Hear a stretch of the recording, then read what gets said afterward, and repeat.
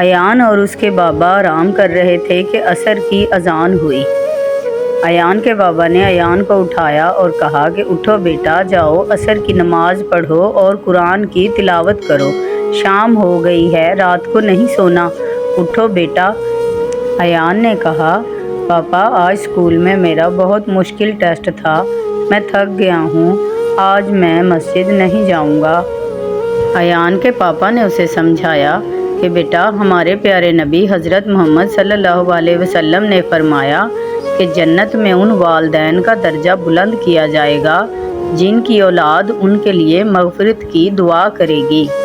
اس لیے دنیاوی تعلیم کے ساتھ دینی تعلیم بھی بہت ضروری ہے۔